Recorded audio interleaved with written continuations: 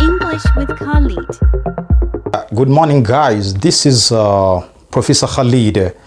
We're going to start the English lesson, especially spoken English. I know many of you are having speaking complications, but with me, all the things that you are facing in your speaking process is going to be easy starting from today.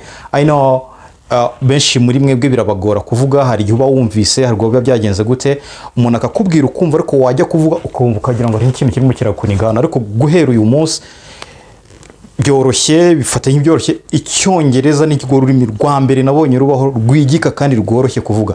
Remember when we talk about spoken English, tuba tuvuga icyongereza cyo kuvuga, pana kwandika, pana kugira gute. Ibyo twarabihaze twabinyuzemo imyaka myinshi. Ubu tukeneye icyongereza cyo kuvuga. But don't worry, with Professor Khalid, all the things that you are facing are going to be eliminated and start a new journey.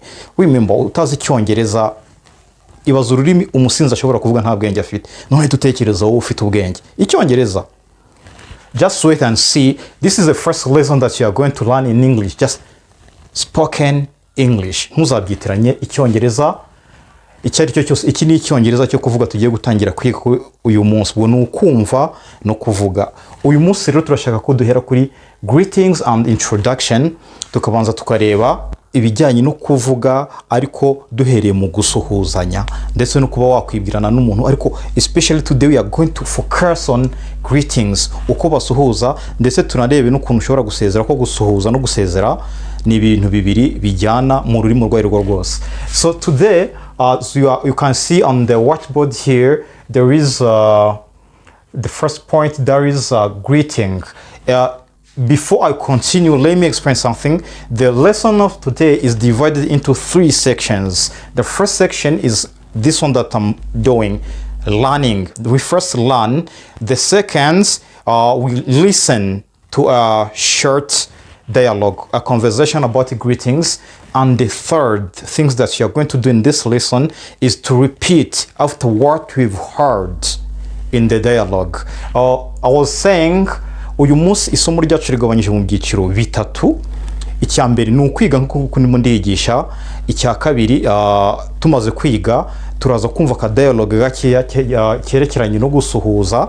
Hanyuma icya gatatu tuza gukora twebwe ubwacu kuko turimo turiga spoken English, icyongereza cyo kuvuga, ni ukuza gufata umwanya wacu tugatega amatwi tukumva bya bindi barimo baravuga muri dialogue, noneho natwe tukabisubiramo, because if you don't speak you're not improving, you're not really doing it. Nimba utarimo uravuga wumva gusa wandika ugira gute kurikira byo mwarimu yigisha ufite wow this teacher is amazing, you are not doing anything. Nta kintu uzaba urimo urakora nimba ugati mwarimu ararenza zikwigisha.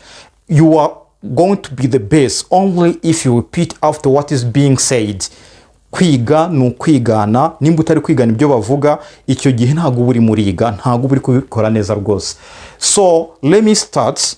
Remember, it's a Tips House Academy with Professor Khalid. This is English class, and this that you're starting with is the English for beginners, where we start with the greetings. Let me start. First, greetings or gusuhuza cyangwa se gusuhuzanya. We do have 3 things to note in greetings, the same in every language. There is in the morning, in the evening, and the afternoon. Buri mu gitondo, nyuma ya saa sita, na nimugoroba, yaba mu Kinyarwanda, yaba mu Gifaransa, yaba mu Cyongereza, yaba mu Giswahili, dufite ukuntu dusuhuza bitandukanye nuko muri gihe tuba twagiye dusuhuzanya. In English we do have these 3 moments where we can use greetings. We start like good morning in the morning, guhera mu gitondo kugera nka saa sita. At this time we say good morning. And how to answer when somebody says oh good morning. Remember, if you are saying good morning, you can say oh good morning, or you can shake hands. Ushobora kuvuga good morning abantu ubapepera cyangwa se ubaha ikiganza. When someone says good morning, you also say good morning too, or you simply say good morning. Some of us sometimes abbreviate it and then say only morning, but this is really not good. It is informal. A good way of greeting is saying good morning, not morning. Uburyo bwiza bwo gusuhuza ni ukuvuga good morning, apana kuvuga morning gusa. Buriya ubu byoroheje, ariko icyongereza cyawe ubukishe. So iyo umuntu akubwiye good morning, you have to say good morning. Na saa sita umuntu umubwira good morning, it's okay, ariko nyuma ya saa sita niho tuvuga good afternoon, good afternoon, good afternoon, good afternoon. Akagusubiza ngo good afternoon. Let me try. Good afternoon. Oh, good afternoon. I want you to repeat after me. Good afternoon. Oh, good afternoon, sir. And then you say good afternoon too, or you simply say good afternoon. Ushobora gusubiza ngo namwe mwiriwe cyangwa se mwiriwe. Good evening.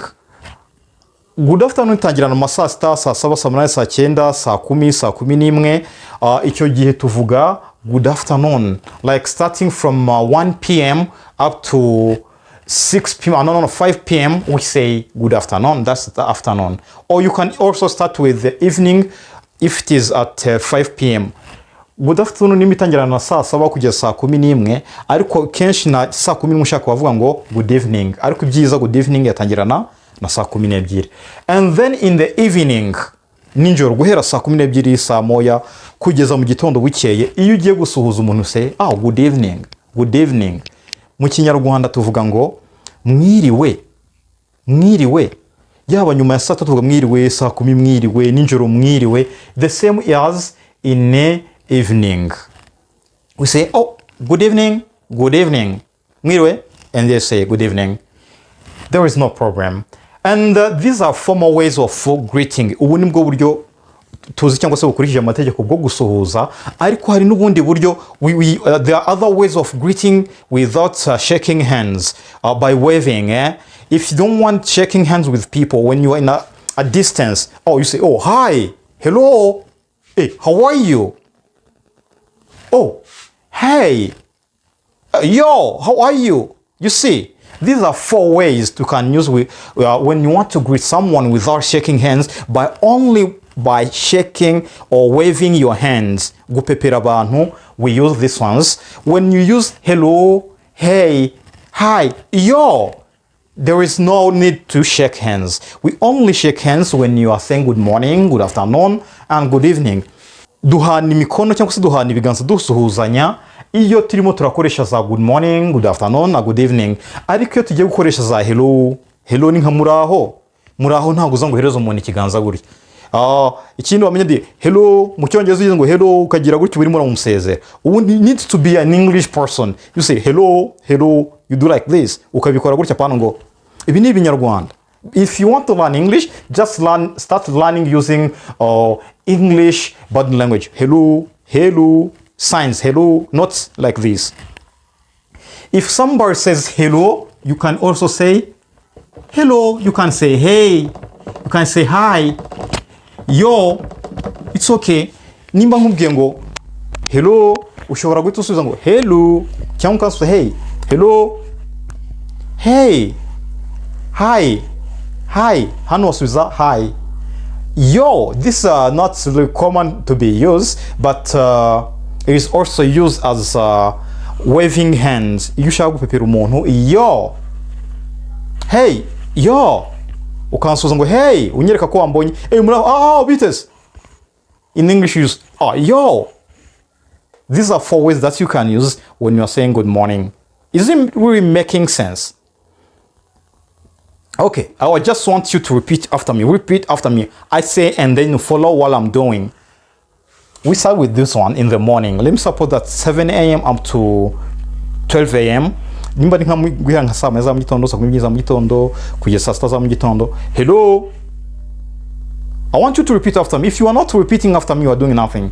Nimba utari murasubiramo ibyo mvuga, icyo gihe ntabwo uri murabyiga. Mu mutwe wumva birimo, ariko if you are not repeating after what I'm doing or after what I'm saying, you are not really improving this English level that you want to improve. Hello. Hello. Okay, now we say good morning. Good morning, sir. Good morning, madam. Good afternoon, or you say good afternoon. And there is also good evening. Good evening. Okay, let me come to the second point. Let me hope that everyone here has understood the way of using greetings. Uburyo bwo gusuhuzanya nizere ko buri wese hano yagize gute yabwumvise. Remember there is the number in the description that you can contact if there is something that you are not understanding, or I can help you. And you can even like express your question in comments. Ufite nk'ikibazo wagishyira muri comments, nagusubiza, there is no problem, I'm your teacher. Hano reka nizere that everyone is understanding how to greet. And then there is number two. Number two, how are you? To ask about someone's information, to know how someone is. Kubaza uko umuntu ameze cyangwa se kubaza amakuru. There are a lot of ways that you can use if you want to know how someone is. Like the first one that is common used, there is this one.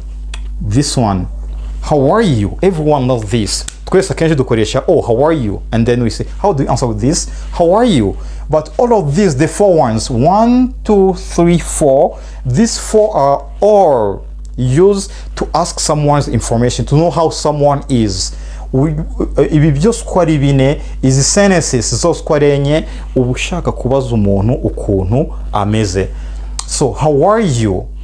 How have you been? Mwari mumeze mute? N'ubwo byose no kubaza ukuntu umuntu ameze. How are you doing? Bino byose no kubaza ngo umeze gute? How is it going? Bise bimeze bit byose no kubaza ngo how are you? Ibi byose ni bimwe.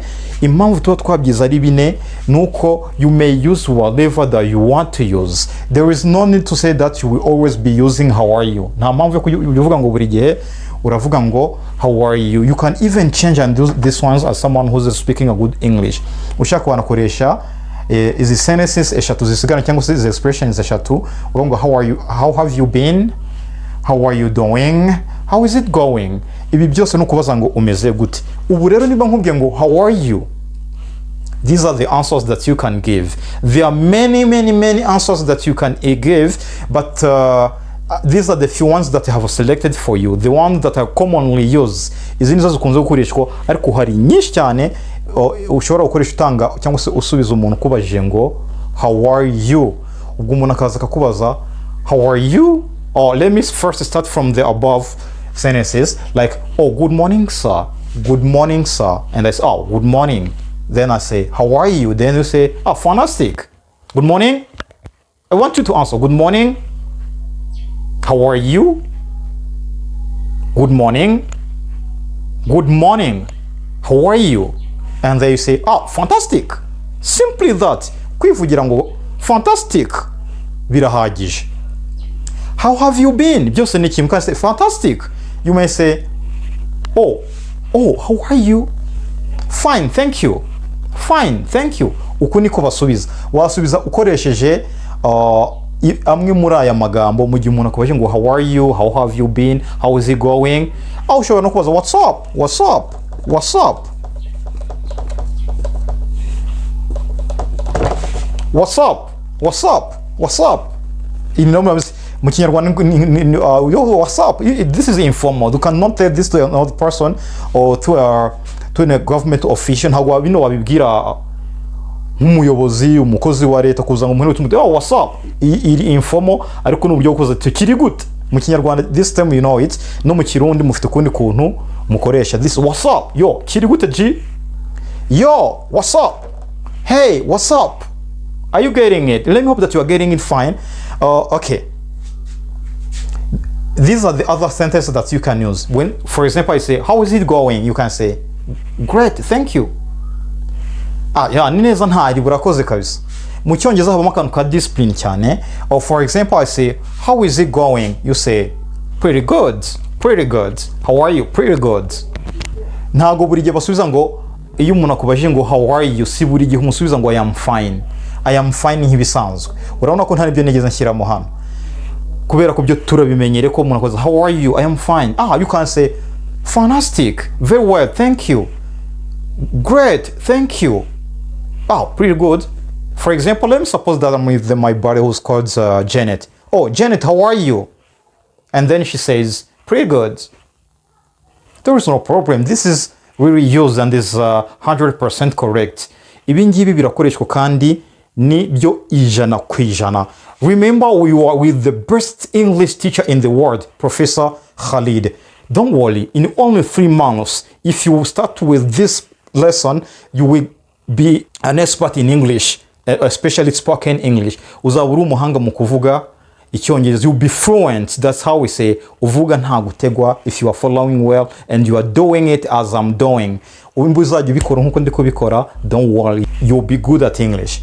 Okay, you can say, oh, not bad. How are you? Not bad. Meze bite sinari bitu. I'm okay. These are all the things that you can use if you are learning English and you are talking to someone when you meet. For example, you wake up in the morning. You wake up in the morning and someone says, oh, good morning. You say, good morning. How are you? I'm fine. Okay. Don't worry. If you are not really getting it well, there is a small dialogue that I'm going to provide for you so that you may get an example how this is used. Is it making sense? And remember that after listening to the dialogue, you will have to repeat after what have been being said. Is there any question? If you have a question that you should ask, don't worry, don't hesitate to ask me. I'm here for you. Just pin it in the comments. I'll answer. Don't worry. Number 2 points. Number 3, because I've said that greeting and saying goodbye, farewells, go together in every language. Gusuhuza no gusezera ni ibintu bijyana muri buri rurimi. If you say good morning to someone, you meet and you greet each other, muhuye n'umuntu mugasuhuzanya, it is necessary that you farewell if you are leaving. Ni ngombwa n'ubundi ko muri busezerane nimba umwe agiye cyangwa se undi agiye cyangwa se mwese mugiye mukaba mugiye gutandukana, it is necessary that you are going to farewell. English with Khalid. The third point is about farewells or saying goodbye. Point ya gatatu ni ukuvuga ngo ni kuri farewells cyangwa se gusezera, ariyo tuvuga ngo ni saying goodbye. If you want to say goodbye to someone, there are a lot of ways that you can use. There are a lot of words, a lot of sentences that you may use in order for them to know that you are saying goodbye. Hari amagambo menshi wakoresha, hari uburyo bwinshi wakoresha umuntu akaba yamenye ko uri murasezera. So be ready and then I teach you so that everyone knows how to be using it. The first word is, it was a pleasure seeing you. Byari umunezero kukubona cyangwa se meeting you, to meet no guhura. And you say, oh, it was a pleasure to meet you. It was a pleasure meeting you. The second sentence that you can use if you want to say goodbye to someone, you can say, oh, goodbye. It was nice seeing you. It was nice meeting you. Byari byiza guhura nawe cyangwa se byari byiza kukubona. In other words, another sentence that you can use if you want to say goodbye to someone, you may say, goodbye. This is commonly used. Iyi niyo dukunda gukoresha, but you can simply say, bye, bye. Or if you really want, you can also say, bye bye, bye. Iyo umuntu akubwiye ngo bye usubiza ngo iki? Usubiza bye. Akubwiye goodbye ugasubiza goodbye cyangwa bye cyangwa se bye bye. If for example nkubwiye ngo bye, ushobora kumbwira ngo goodbye. Nakubwira bye bye ukambwira ngo bye. It's okay.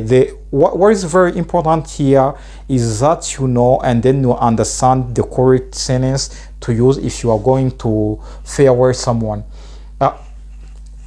Another word that is used is take care, but you cannot use take care if you haven't said bye to someone. Goodbye, take care. You see, take care. I have skipped good night. Kubera ko good night tikoresha ninjoro tugiye gusezera umuntu. You cannot say goodbye ari kumanywa. At daylight ntago wavuga ngo good night. Iyi ni ninjoro umuntu ugiye kuryama saa 5 z'ijoro, saa 4, saa 12 no musezera goodbye. Good night, sorry. Ariko na goodbye wayikoresha, but the correct word you can use in the night is good night. And again, you can say take care, wiyiteho. These are words that you use to someone for the person to feel special, to feel loved. Kugira ngo umuntu yumve kumwitayeho. After saying goodbye, you can say, oh, take care, babe, take care, darling, take care, my dad, take care, mom, oh, take care, my son. Umuntu wawe, umusheri, umwana wawe, papa wawe, you say take care. Even in the messages, talking physically on the car, you can say take care. And another word that you can use if you want to say goodbye to someone is have a nice day. Ugire umunsi mwiza. Cyangwa se have a nice night. You can also say replace nice with good and say have a good day. Byose bivuga ugire umunsi. Have a good day. How do you answer? Nkubwiye ngo ugire umunsi mwiza usubiza good. If I say have a good day, you say the same to you, nawe. Cyangwa se likewise, byose bivuga ngo nawe. Cyangwa I say have a good day, ugahita umbwira ngo have a good day too, nawe ugire umunsi mwiza. And another word is see. This is mostly used, irakoreshwa cyane. See you. See you niyo mu Kinyarwanda cyangwa se mu Kirundi tuvuga ngo turaza gusubira, turongera tubonane cyangwa se turongera tuvugane. If it is on at the same day, for example, if today is Friday, I am with somebody and I am saying goodbye, but I am sure that you are going to meet at this day on Friday. At this time I'll say see you soon or see you later. Nimba uyu munsi ari kuwa gatanu nkaba ndi kumwe n'umuntu ariko tukaba turimo turasezerana nkaba ndi sure ndabizi neza ko tuza kongera guhura, icyo gihe ise see you soon cyangwa se nkavuga ngo see you later.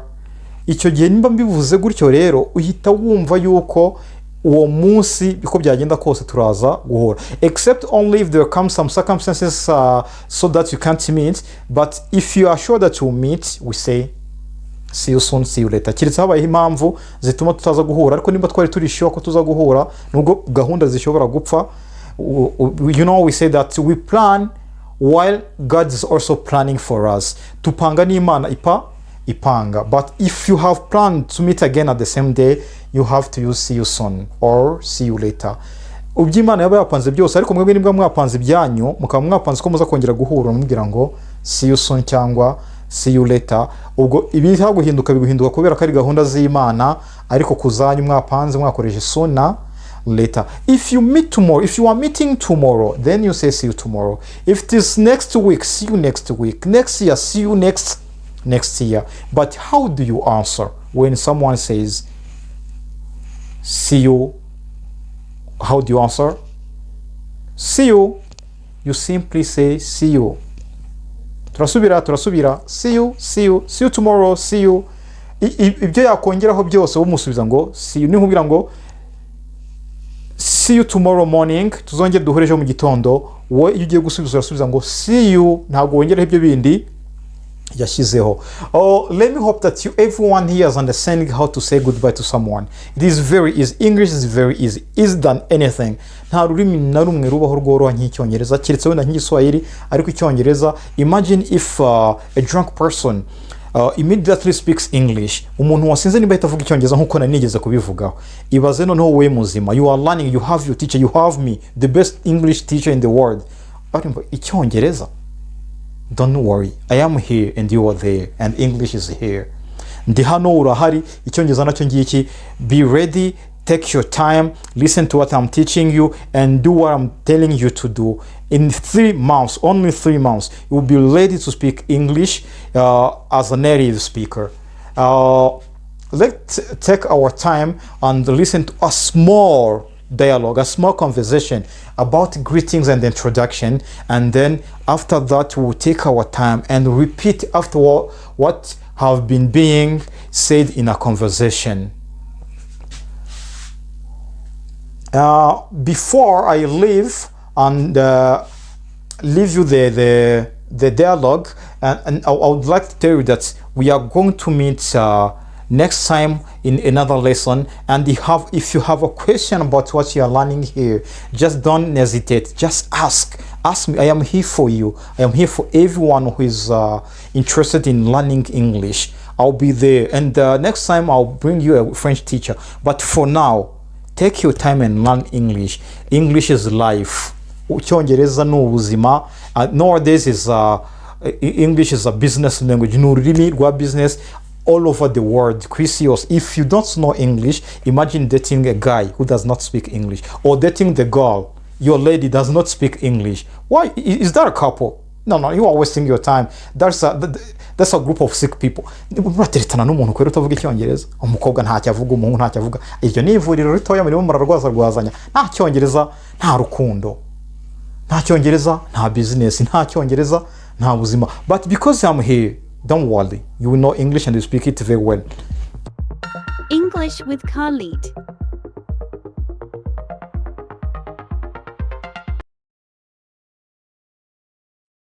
Hi, how are you doing? I'm fine. How about yourself? I'm pretty good, thanks for asking. No problem. So how have you been?